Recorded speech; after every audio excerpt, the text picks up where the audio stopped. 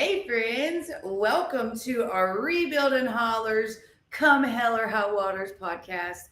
My name is Stephanie Johnson and I will be your host for the evening. I'm so glad y'all are here. If you're watching live, remember anytime during the broadcast you can type in hashtag rebuilding and your comments will pop up on the screen so that we can see your questions and answer any questions you have.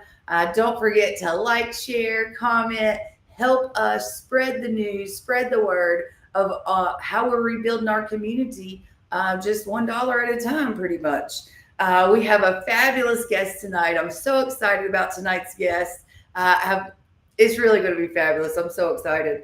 I want to give y'all an update on our Cruise into the Hollers event. That was so wonderful. We had that Memorial Day weekend. It did rain the whole weekend, and so we had to make a shift and bring it all inside at the town center. But Corbin was wonderful. We had an amazing event.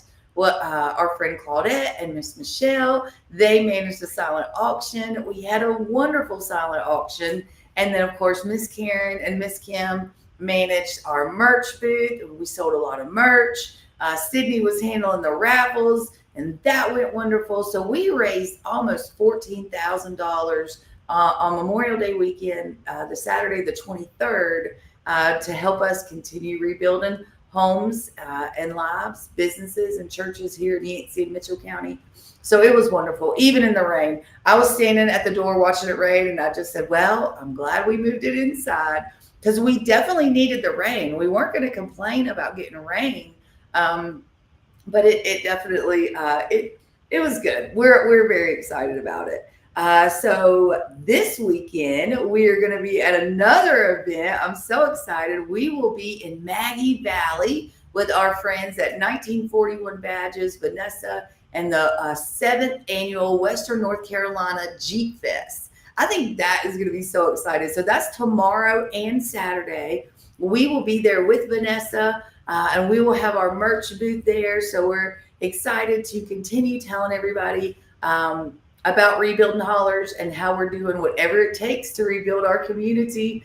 So hopefully we're able to sell some merch and meet more people there. And don't forget, we still have 2 raffles happening right now. One is for this incredible Matthews Lift bow. And the other one we can't talk about, but y'all know what I'm talking about. Those tickets are $20 a piece.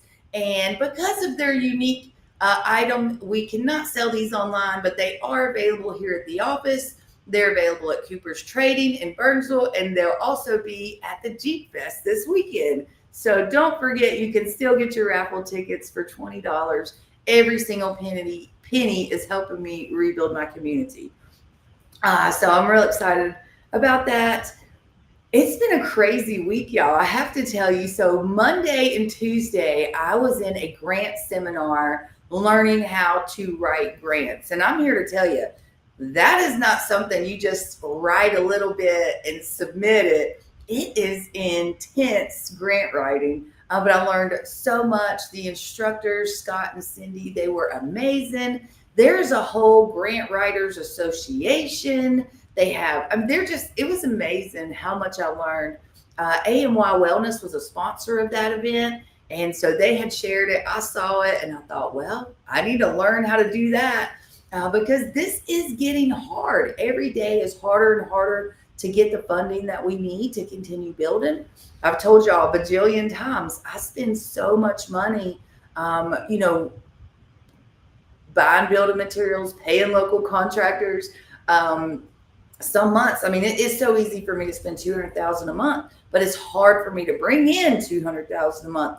So unfortunately, our projects have had to slow down a little bit. We're not moving as quickly as we were, but we're certainly not giving up. I will continue to do whatever it takes to get these projects done. And so that's, going to that grant writing seminar was just another step of that. So I'm really excited. I've learned how to build the foundation and collect the information and do all the things that I need to do to apply for grants and stuff. So I'm pretty excited about that and was very thankful to go. So let me give you some project updates. Project number 3 has their sheetrock and flooring done. It looks incredible. incredible. I'm so excited for them. Project number 8 is moments away from having their certificate of occupancy. They still have a little bit of trim work to get done. And he said, Steph, I don't care about that. As long as I can get my family out of the camper and into this home, I can finish the trim later. So I'm so excited for project number 8. It is such an incredible, big deal to get this family home finally. A mom and dad and 2 daughters have been living in a camper in these little huts, tiny house huts. And that's just been so hard. It's been, I think, like 20 months now. So I'm so excited about that family being home any minute. Project number 8 is making great progress. Their rough-in HVAC is done, and they're going to start hanging sheetrock next week. So we're real excited about that one. Project number 32, which is our next high school house. The house is done at the high school. The kids graduated. The house is done. We've got our building permit over in Mitchell County. And so now the driveway's done, the gravel's on it, and our contractor will begin digging those footers next week. The rain did slow us down a little bit on that. So footers next week, and then the block foundation. And then our favorite friend in the whole world, Mr. Larry Bodford, is going to be hauling that house up that mountain. And I'm so excited about it.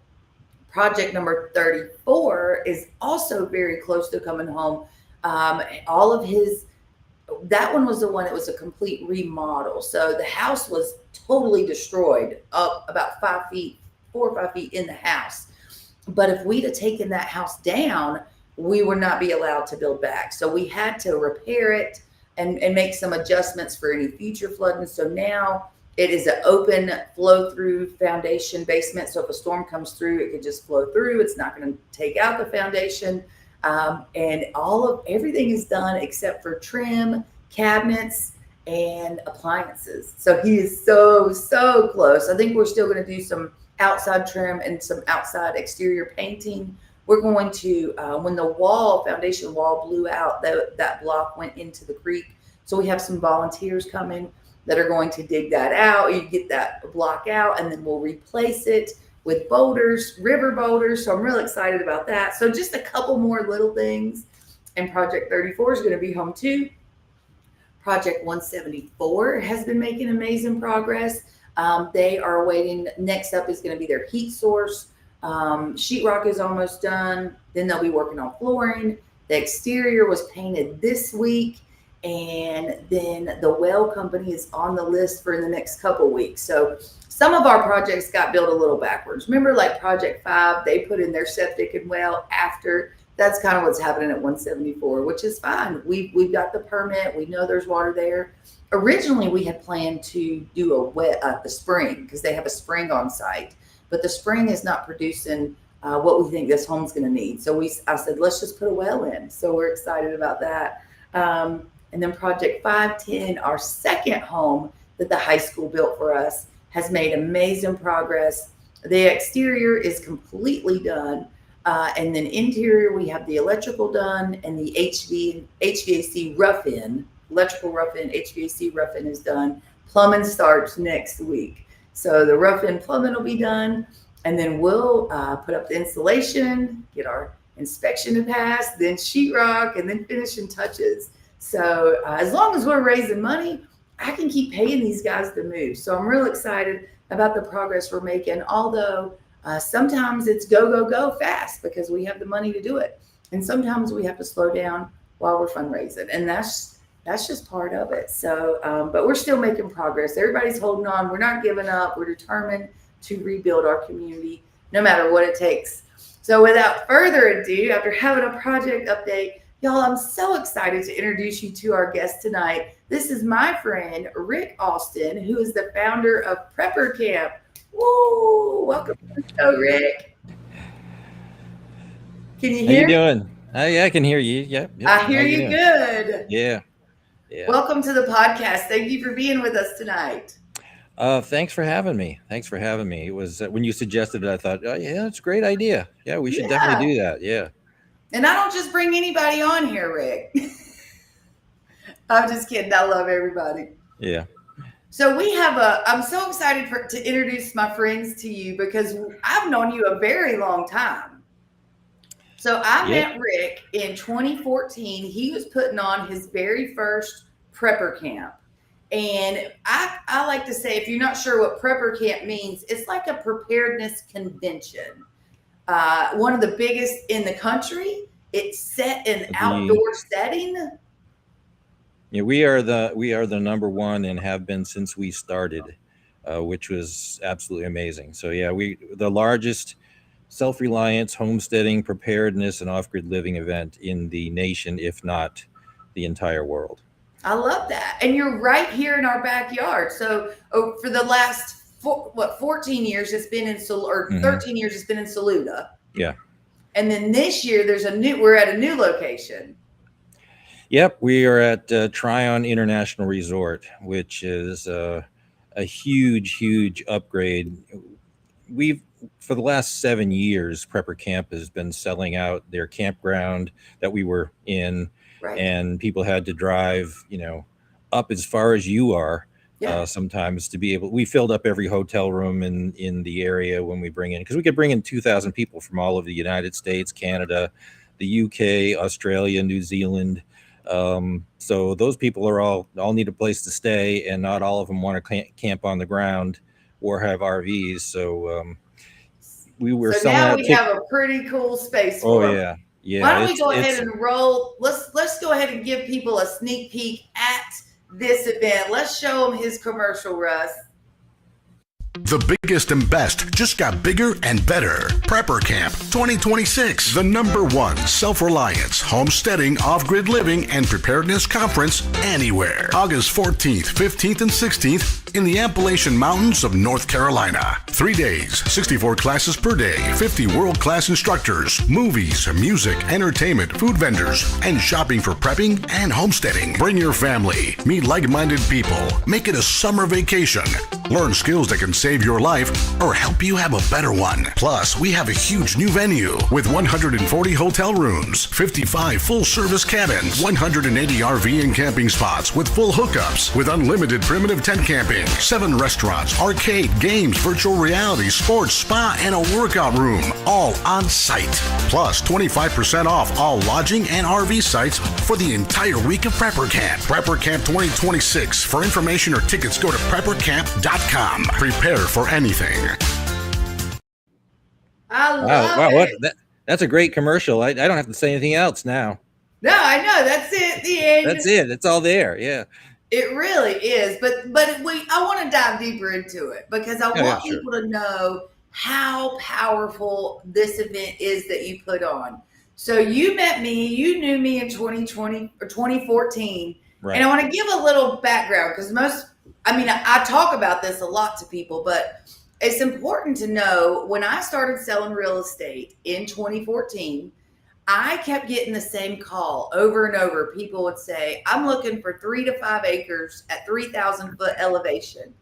And I was like, who is it? Why are they keep asking for the same thing over and over? And a lot of them were retired government officials, military. I mean, you name it. It was all folks that had some kind of what I felt like secret information.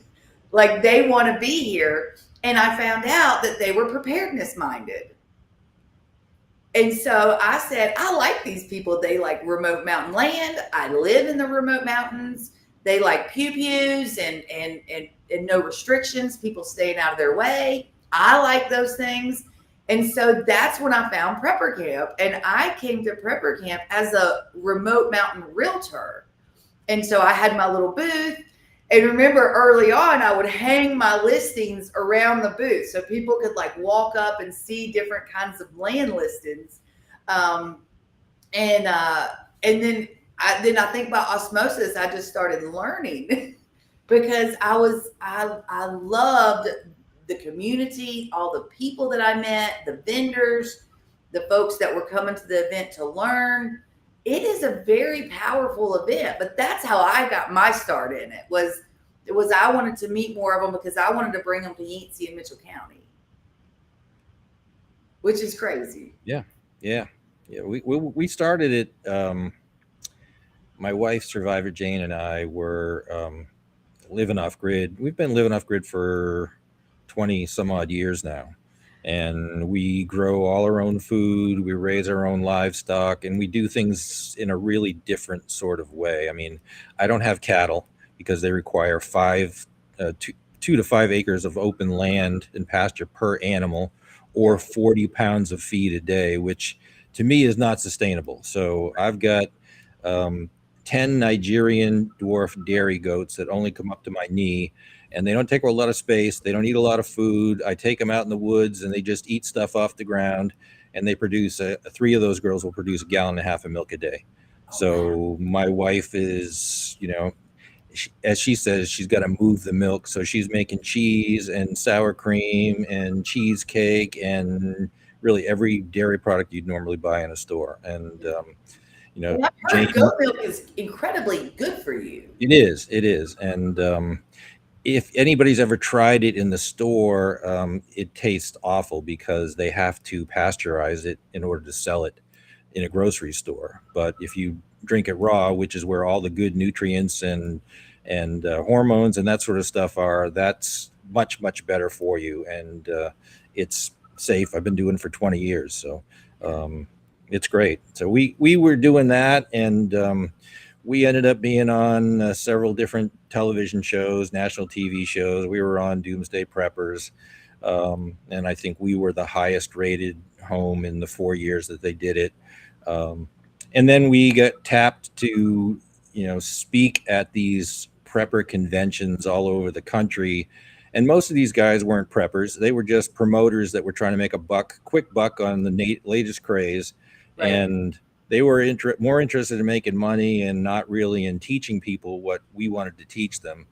And when we went to these things, we realized that's what people want. Yeah, they don't need to buy stuff. Yeah, they need to buy stuff, but they need to know why they need to buy it. So we said, a bunch of us got together and said, hey, let's do an event that we would like to attend if we were looking, and in an environment that isn't a convention center where you're butt to butt and cheek to cheek and, you're smelling people's armpits. So so we found this great venue, campground, the largest one in Western North Carolina, and we started doing prepper camp there, and it was an amazing thing. And this stuff happened that just I couldn't have planned, didn't have control over, and kind of similar to a lot of your stories, it just felt like God's hand was in this, and kind of took care of stuff. I think it was in 2014. We were about to have a huge thunderstorm, and the black clouds were coming, and I'm fretting, going, what are we going to do? And these clouds came over prepper camp and went around it, literally, and then off. And I just said to Jane, I think we're doing something right. Yeah. God does that. When he wants you to do something, he makes it good, and he stands with us even through the storm, and he'll push the storm out of the way too. He did. Yeah. So. And y'all been going strong ever since. And so this year is going to be 64 different classes. Correct. Each day. So, everything from homesteading skills to protecting your home and your family to artificial intelligence and what's going on with that. How to protect your privacy online. And we've got somebody probably the radios. We got radios. We got Meshtastic, which is a really kind of a neat thing where you don't need cell phone service, or it's just these little tiny nodes that are like this big, and they act as a radio, and they Bluetooth to your phone. So even if there's no phone service, you can use those and talk to people. Really all facets of preparedness and homesteading and living off grid. And I teach my my livestock class and my garden class, because I do permaculture gardening. I call it the Secret Gardener Survival. Yes. And you have a book with that. You have 3 books. Yep. Yeah. Secret Garden Survival: How to Grow a Camouflaged Food Forest. Basically, if you grow things the way nature has grown things for millions of years, it just looks wild and overgrown because that's how nature grows stuff. Nothing grows in straight rows. You have no idea that somebody's growing something there. So if you're concerned about, people heading for the hills from the big cities when, what hits the fan, you just look like nothing to see here. They just keep on going. Yeah. And it grows better than anything. I don't use fertilizer, pesticide, weed killer, just the way the Garden of Eden grew. And and we produce more food than we can possibly handle. And as time's gone on, these trees get bigger, they produce more fruit. And so now I've got 150 livestock animals that all live off of the production of that garden. And those animals provide protein for me and my family. That's incredible. I'm so thankful you decided to share this, and you have over 20 years experience doing it with your family, and you have decided to share this with the world because I believe it is so important. One of the things that I'm constantly preaching about and telling people about is to be prepared. We give out bug out boxes here at Rebuilding Hollers. We give out water filters. We try to do our part to encourage people to get prepared. But what I really want folks to know about your event is they should come. They definitely should. Yeah. We have amazing instructors, and over time, we've had better and better instructors and better classes. And every one of these guys, all 50 of them, come on their own dime. They don't get paid. That way we can keep our ticket prices low. So more people the more people can see the event. We've got a pretty big nut to cover, so we've got to charge something. But they are the best at what they teach. So who is the guy that does he takes you on the nature trail and you go see? We've got a woman that used to work for him doing that thing. So it's just basically walking around and saying, well, if you think you're starving, you could eat this, you could eat this, you could eat this, you could eat this, and here's why, and here's what it would do for you. And we've got a lot of herbal classes and herbal medicine classes, so you can kind of get off the medicinal grid and the pharma grid. Yes. And it really, so many things were how we lived 150 years ago, before all these things happened. So and all the pharma stuff essentially comes from nature and food plants. They just synthesize it so they can patent it and make more money. Exactly. And it's kind of like going back to the Chinese medicine that hasn't changed. Right. Organic. Yep. Yeah. Oh yeah. And organic food. I mean, look at how people are in this country eating such bad food for them, and a lot of it is banned in Europe because it is bad for you, and it's engineered to make you continue to be hungry even if you've eaten it. I mean, these guys spend a lot of money doing that research, and it's great because Jane and I are healthier than we've ever been, and it's pretty amazing when we bring people to our farm and they get to eat food that we serve. And they're simple meals, but it's like tasting food for the first time, because the strawberry that you buy in a grocery store is, where's my camera? Like that big, and it's red. But when you bite into it, it's completely white inside, which basically it's been dyed to look good. It's been genetically engineered to look like that and be like that. When real strawberries are much, much smaller and much deeper red, and they just have so much more taste. So better nutrients, better food, whole foods, not the crap that you're buying in the grocery store, and everybody's healthier because of it. Right. I believe it. I believe it 100% that it is, if we can change our mindset into eating better and living better, it's going to go a long way. And especially as we raise children in that mindset. And people need to start growing their own food, even if it's just a little bit. Save a tremendous amount of money. I think today the average annual grocery bill for a family of four is like $20,000 a year.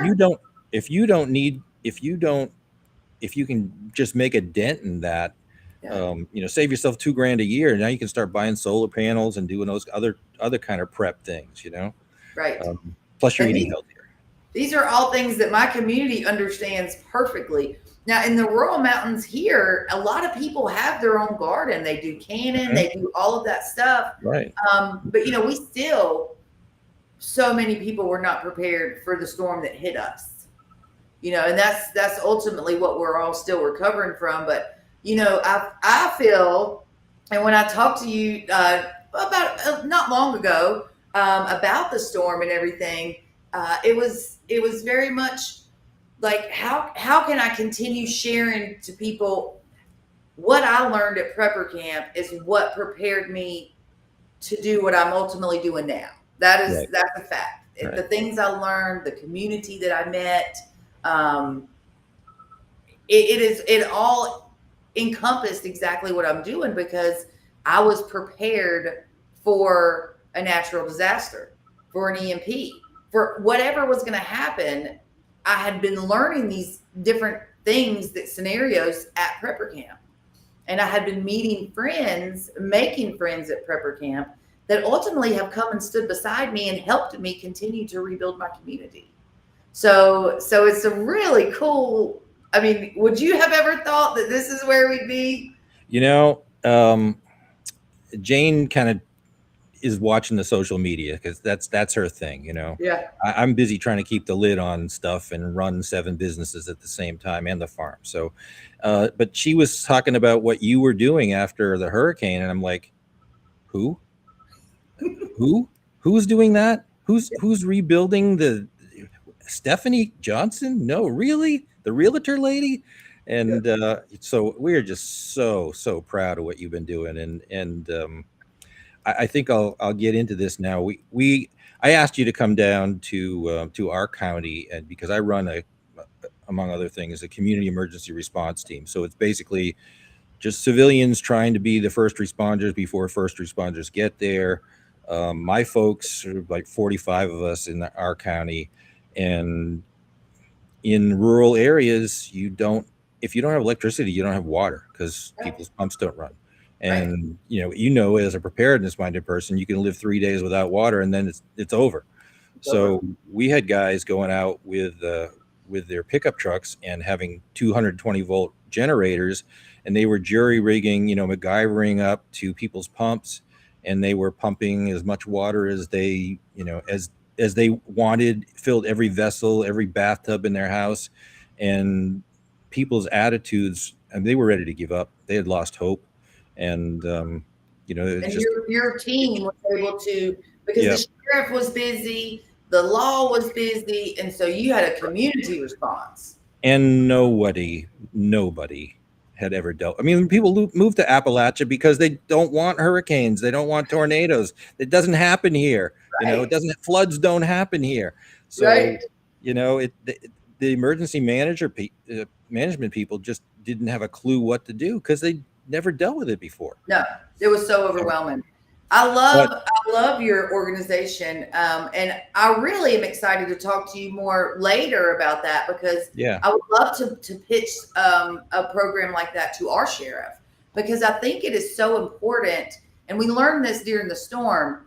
The sheriff is the law. Of course, we knew that before the storm. Right. What we didn't know were the scammers and the con artists that would follow the storm. Mm-hmm. And our sheriff was vital in protecting our community and stopping a lot of that nonsense. But if you think, the sheriffs are trying to respond to the emergencies. The emergency management folks are trying to respond. By having another community response group that coordinates and works with the sheriff and emergency management, that has got to be incredible. Oh, yeah. Yeah, it definitely is. So, having found out what you did and looking at what you were doing, obviously this, but they don't. I asked you to come speak to our group, and I was just amazed at what a great speaker you were. I wasn't expecting that, but you all off the top of your head, the anecdotes, the good, the bad, the ugly, everything that happened. And I just said, this is what's amazing to me is how one person was able to take the ball and run with it. And of course, it's lots of other people jumping in afterwards, but how one person can really make a difference, from just helping out your neighbors because you were prepared and you had stuff, to turning this into a whole foundation to rebuild the community. And I just thought it was such a great, inspiring story. And Jane and I have been talking for a while since you came to talk to us, and we've been looking for a keynote speaker, and we've had ex-CIA whistleblower guys talk. I remember that one. I watched Yeah. it from behind a tree. Just and that kind of thing, and just said, you know what, this is such an inspiring story, and Stephanie has been so fantastic. I asked you if you would be our keynote speaker for Prepper Camp, and yes. And I said yes. I'm so excited about that. We're excited about it too, because again, most people just figure, well, what can I do? Right. I can't really do much. I'll take care of my family, and what can I do? But it's when disasters like that happen, it's amazing how people come out of the woodwork and just lend a hand and help each other. And it's your neighbors helping neighbors, because the FEMAs of the world and the United Ways and the Red Cross, they're all just organizations that are top heavy, and most of their money goes to funding their organization and more advertising to get more money, as opposed to your neighbors, the local people who are just there to help you out, dig you out, cut trees off of your house so that you can go on with life. And that's really what the whole CERT team, CERT, Community Emergency Response Team, was all about, is just helping people out. I love that. I love the CERT team. Your team is amazing. I got to meet them, and I'm hoping that we can further that conversation here in Yancey and hopefully even Mitchell County, because we have the greatest sheriff in the world. And so I hope that he would meet with us and consider, let's have another community level backup, because we never thought anything like this would happen. Ever. Right. But you did. I mean, God got you ready for it. So you've been preparing people. In turn, you inspired me and helped me be prepared. Well, first thing we did was go, okay, what are the priorities in terms of setting up this thing? Well, comms, communication, that's number one.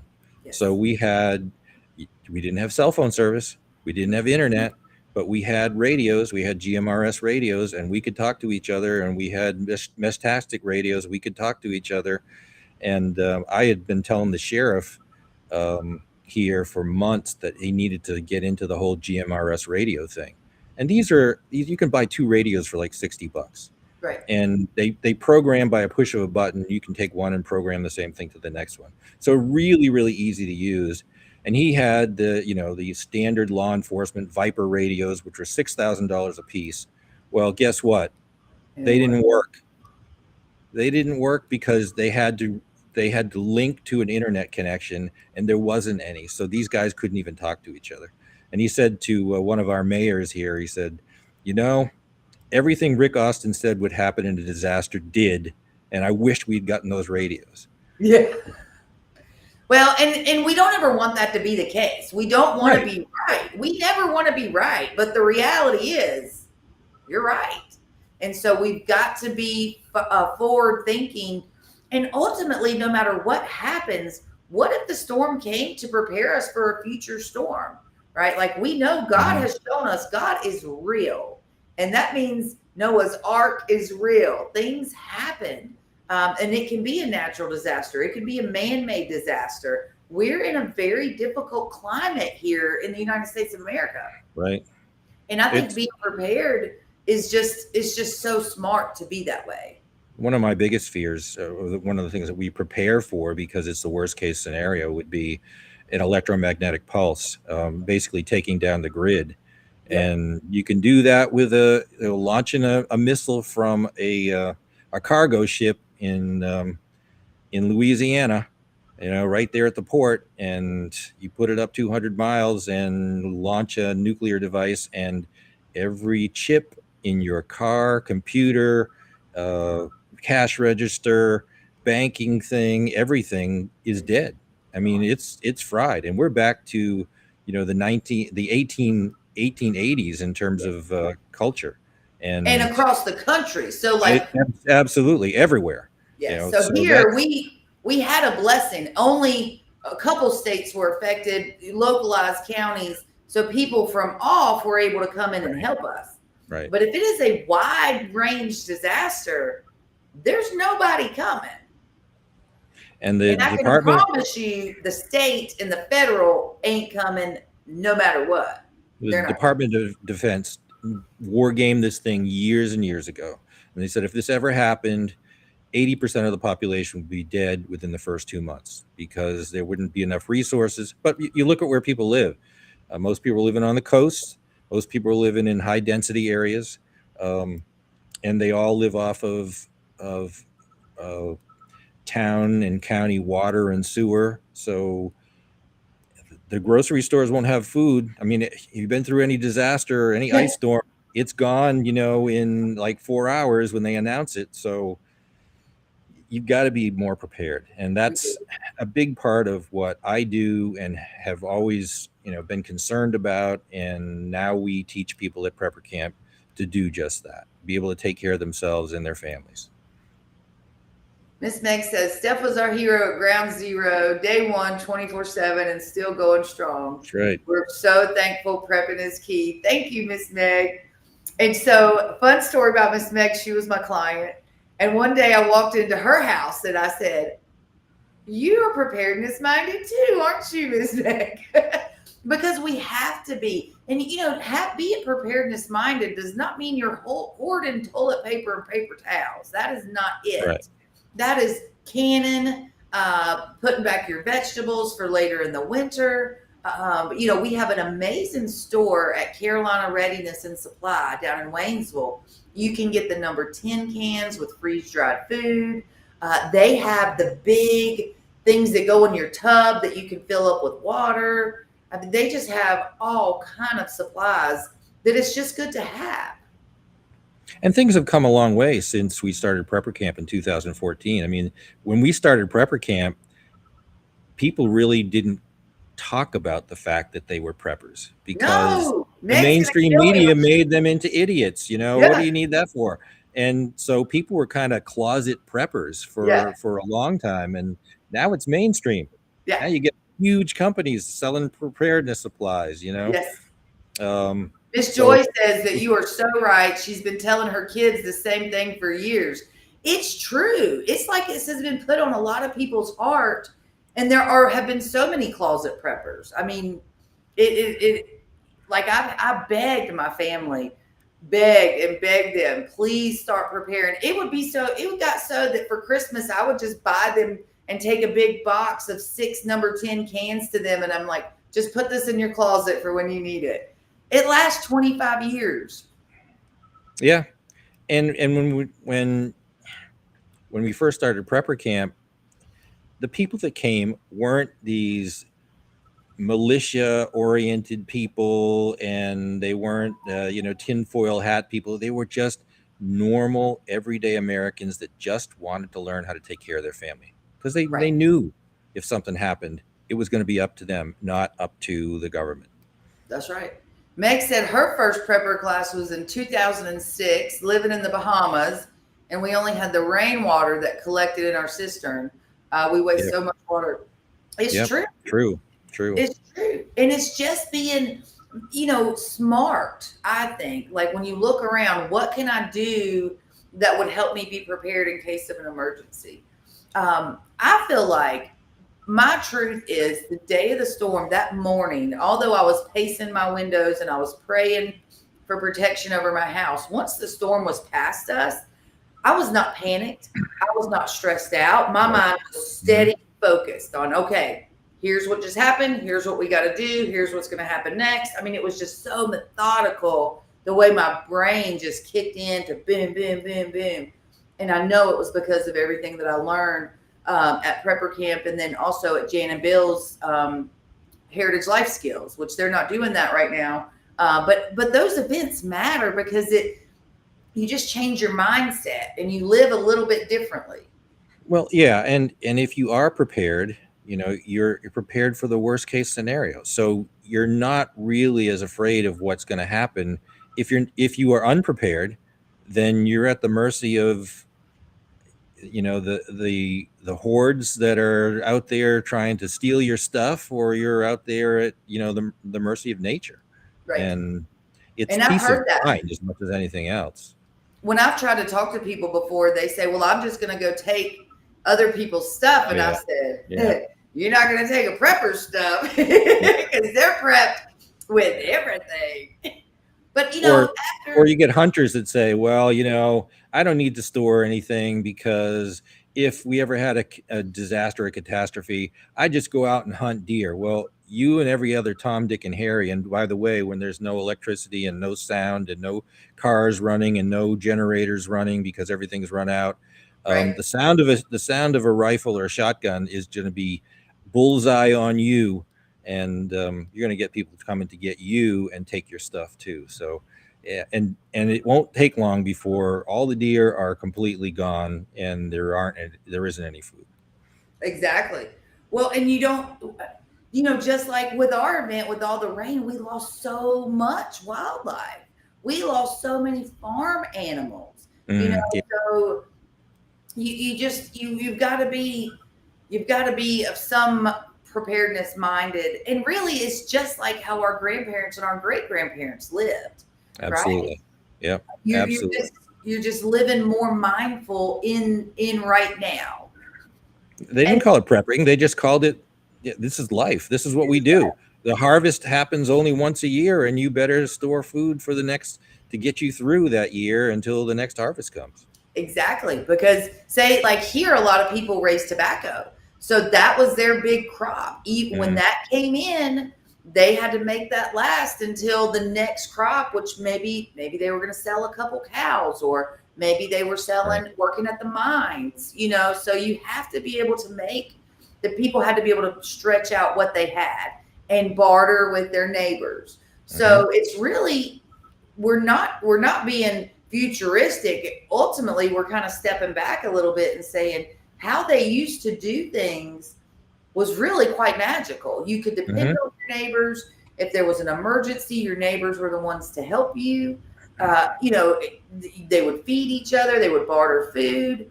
One would have eggs, one would have taters, and they would barter. So I just think it's so important to me. And it's so important to me that people continue to evolve in that mindset. And I'm excited to talk about it, to see everybody at Prepper Camp. How many people can we have come this year? How many people are coming? Yeah, or no, could come. Could come 2,000. That's exciting. I love that. So our friend Julie just said, even though we have been working on preparedness for years, we learned so much more after seeing what you dealt with, worse than anything we've dealt with here on the coast. So my friend Julie is one of my friends that we met at Mountain Heritage or Heritage Life Skills. And she came with her husband. They brought us a ton of supplies. He's actually retired from the police force, and his whole police force, they collected stuff and brought it up here. And that's when I say our preparedness community, our like-minded community, we were friends at the events and online. But when I needed help, that's who showed up. My prepper friends is who showed up. Absolutely. And we all learned together because I had no idea what I was dealing with. I was just trying to help my community because they didn't have food. They didn't have water. They didn't have, they couldn't go to the store and buy anything. Their house was gone. Their cars were gone. I mean, the devastation is just unimaginable, and really still is. We're still very much dealing with that. I still have people coming in. I had another lady this week. She says, I've been on so-and-so's list for 2 years, and it's going to be another year before they start building my home. You know what I mean? So there are, and they keep getting bounced from rental to rental to rental. That's hard. That's a hard life. Oh, it is. Absolutely. Absolutely. And I think we've learned a lot, but we still have a lot to learn, I think, on how we can be better prepared, and get communities better prepared. That's my biggest prayer, is that to take what we have learned and share it with the world. So we've talked about my book that's coming up. I'm real excited about that. Oh yeah, that's right. Yeah. It's Yeah, so that's close great. to being done. And that really is focused. Obviously it talks about God and the many miracles that I have witnessed, because there have been millions of them, but also how our preparedness community and our immediate community, that is who you depend on in an emergency, because that's who's here and that's who takes care of each other.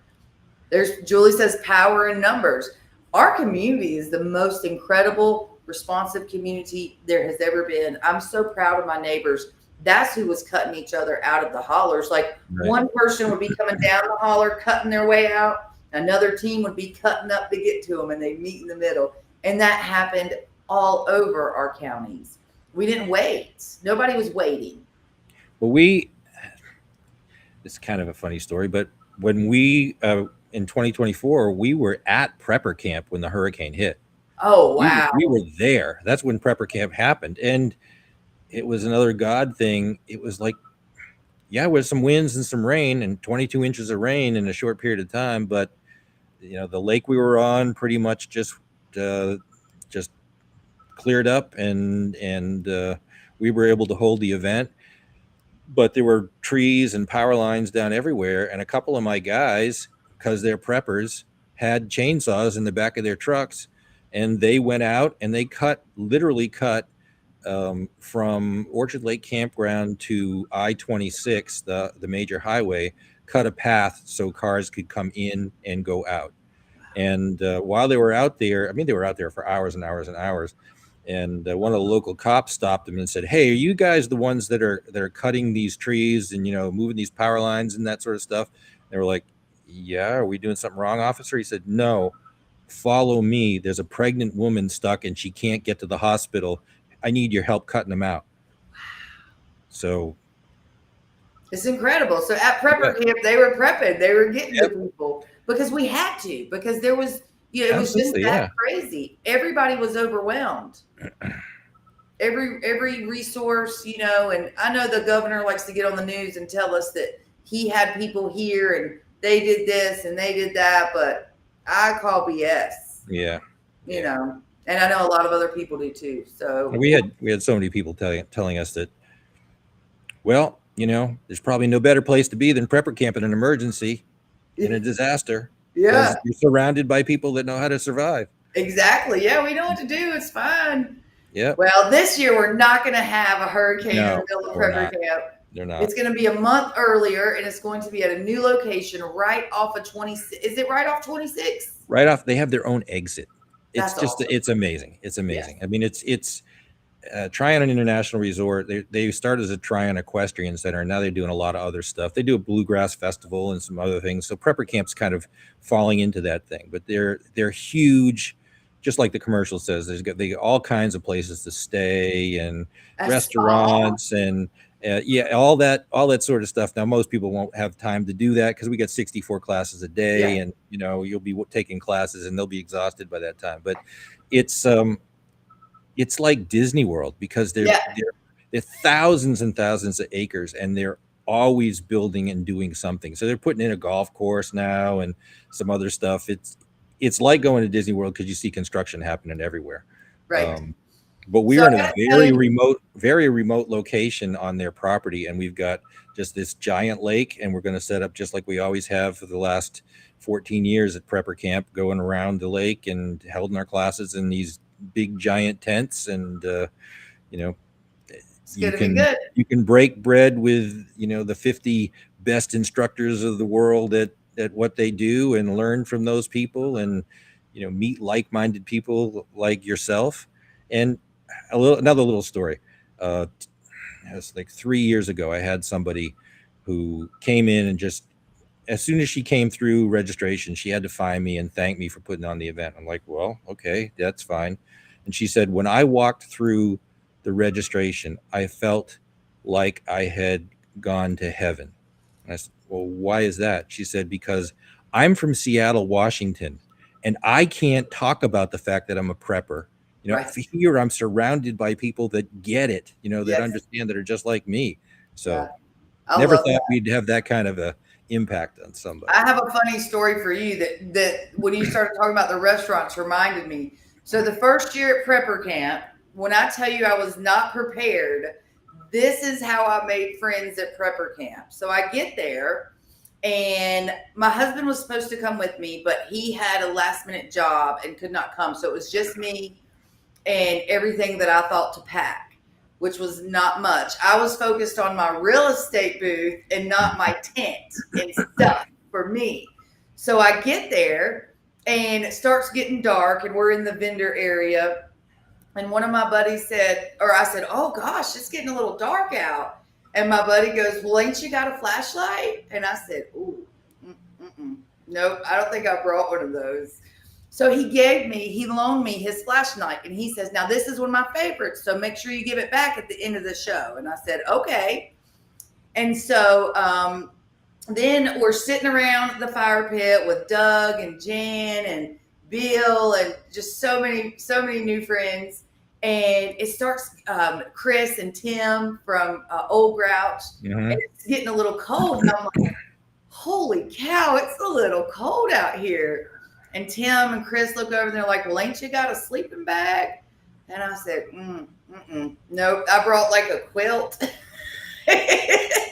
So Tim goes in his Old Grouch tent, finds me a military grade sleeping bag, and gives it to me. He says, now just give it back to me at the end of the event. And I said, really?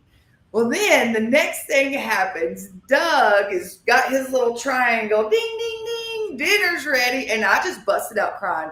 I said, oh my God, y'all are going to feed me too. Because all I had brought were oatmeal cream pies and orange crackers for a 3-day event. I was so unprepared. So when you have to know that story to know how far I have came in preparedness. It's next level. And all of those guys are still my friends. I still see them all the time. It's amazing, and it just does my heart and Jane's heart good to see people and to hear stories from people like yourself who, tell me that it hadn't been for Prepper Camp and stuff that they learned, that they wouldn't have survived Hurricane Sandy, or they wouldn't have survived this flood in Texas, or, whatever it happened to be. It's like, well, that's why we do it. This is for me and for Jane, it's really more our ministry than anything else. We're just trying to give back to the world, really. And we learned how to do this stuff, and we're trying to teach other people how to do it. And I love it. 14 years. I'm so glad. Now you know how deeply y'all impacted me and ultimately Rebuilding Hollers, because Rebuilding Hollers is the same for me. I love this place so much. I love my community so much. And what so many people don't realize is that I've already had my blessing. Living in the remote mountains here in Western North Carolina, raising my daughter around an incredible community with people that were real friends to us. I've had the greatest blessing. And so for me to see it destroyed is just not an option. We have to rebuild. We have to stick together and rebuild. And so same. So we're just going to keep doing it together. So I'm real excited to be your keynote speaker. I think that is going to be a wonderful event. Thank you so much for having me for that. Thank you for doing it. Yeah. Thank you. I'm excited. The book will be ready by then. We're going to have new merch. Right. Everything is going to be really great. So hopefully you're going to have a booth there. You're going to be selling Hollers merchandise, and yeah. It's good. And hey, I've had like 5 listings this week. So I may still make a real estate magazine just for old times. I've still got remote mountain property. So friends, pretty please check out preppercamp.com. I will be there as the keynote speaker. I would love for y'all to come. It is in a phenomenal location. There's hotel rooms, there's RVs. You can stay right there on site. We're going to be staying on site. And by the way, they get 25% off all the accommodations. And 25% off. 25% off. Yep. Yeah. And these are all brand new. Class accommodations. I mean, really good stuff. Yeah. I think the big hotel just opened right after the storm. So it's all brand new. You want to be there. Definitely come to Prepper for sure. Camp. See my friend. Rick, did you have anything else to tell the folks this evening? Nope. I always just try to remember preppercamp.com. That's it. That's the most important thing. And then you'll be able to find all the information you would need to know, for everything from accommodations to the classes, to the speakers, to the demonstrations that we're doing, everything from guy who's selling, executive protection dogs and, bite work and that kind of stuff, to a blacksmith that's showing you how to make it. Things. It's just, there's so much to do. Yeah. So many classes, and the classes are very easy. So you'll be able to see the class list when you check in, how it's always been when I get there. So you check in and you get a packet that tells you what time and what location the different classes are.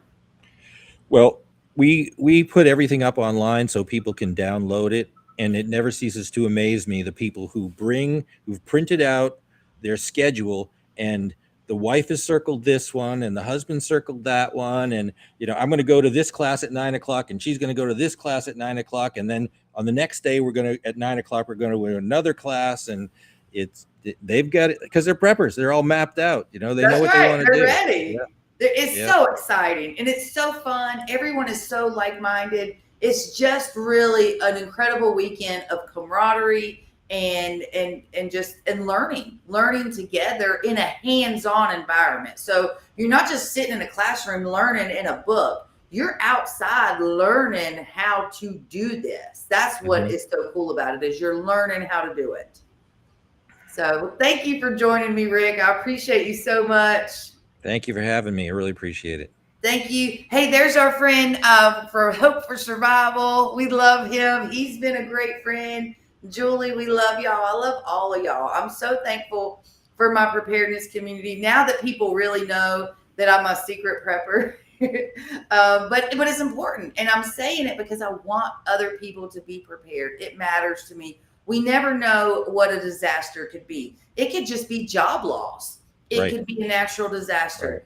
It could be an EMP. I mean, the things that could happen in our life are unknown and untold. But by being preparedness minded, preparing just a little bit at a time, every bit of it is the right way to go. So I'm excited to see everybody at Prepper Camp in August. Thank you for joining me, Rick. I'll see you then. And as always, y'all, thank you so much for loving me. Thank you so much for loving my community. I'll see y'all later. The hardest part isn't the knowing.